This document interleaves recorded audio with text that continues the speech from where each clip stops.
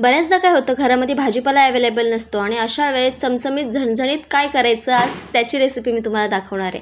तर आज मी तुम्हाला बेसन पिठापासून एकदम साधी सोपी अशी रेसिपी दाखवणार आहे। खायला खूप छान होते, चपाती भातासोबत भन्नाट लागते। तर तुम्ही सुद्धा नक्की ट्राय करून बघा आणि कशी झाली आहे मला कमेंटमध्ये सांगा।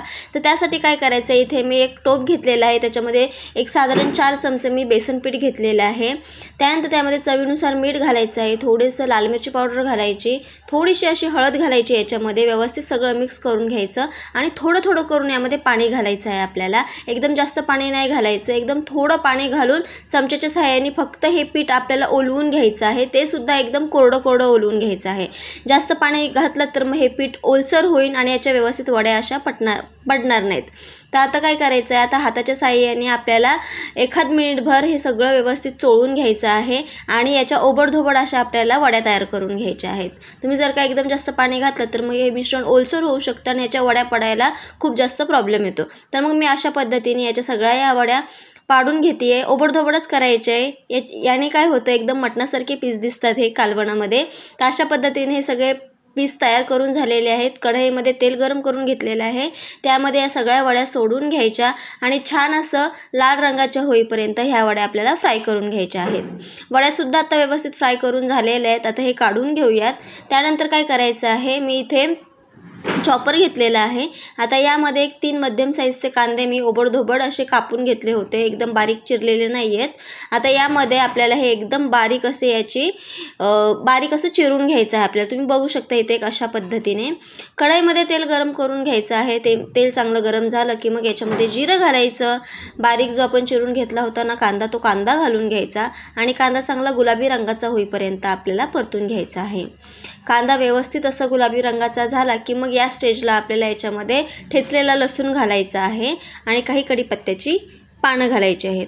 पुन्हा एकदा हे सगळं मिश्रण व्यवस्थित एकजीव करून घ्यायचं आणि कांदा आता चांगला लाल रंगाचा होईपर्यंत परतून घ्यायचा आहे, जेणेकरून याच्यामध्ये जो आपण लसूण घातलेला आहे तो लसूणसुद्धा व्यवस्थित परतला जाईल। आता याच्यामध्ये घालायचं आहे बारीक चिरलेला टोमॅटो। मी एक साधारण 3 हिरव्या मिरच्या घेतल्या होत्या, त्यामधून चिरून घेतल्या होत्या, त्या घालून घ्यायच्या। चवीनुसार मीठ घालायचं, व्यवस्थित मिक्स करून घ्यायचं। टोमॅटो चांगला सॉफ्ट होईपर्यंत परतून घ्यायचं आहे। मीठ फक्त मी इथे थोडंच मीठ घातलेलं आहे, जेणेकरून टोमॅटो सॉफ्ट होईल। आपण पुढे सुद्धा कालवणामध्ये मीठ ॲड करणार आहोत। आता हे सगळं व्यवस्थित सॉफ्ट झालं की मग घरगुती मसाले घालून घ्यायचं।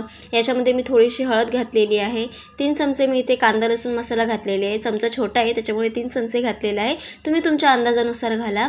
त्यानंतर त्यामध्ये धणा पावडर घालायची आहे, लाल मिरची पावडर घालायची आहे आणि हे सगळे मसाले या तेलामध्ये आपल्याला परतून घ्यायचं आहे।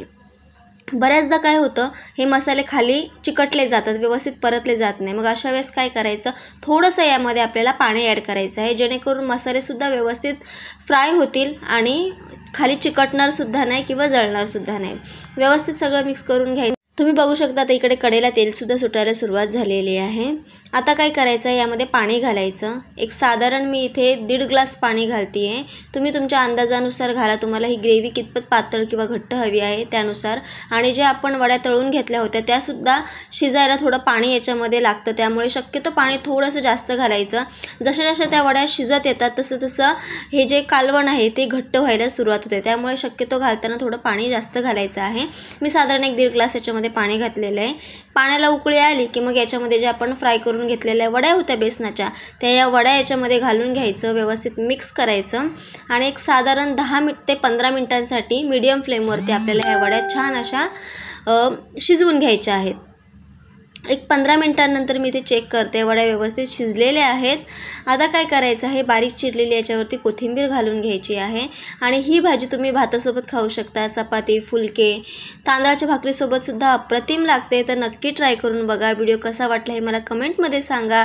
अजून आपल्या चॅनलला सबस्क्राईब केलं नसेल तर चॅनलला सबस्क्राईब करा।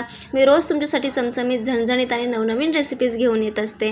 व्हिडिओ तुम्ही शेवटपर्यंत बघितला त्याबद्दल तुमचे खूप खूप धन्यवाद। थँक्यू।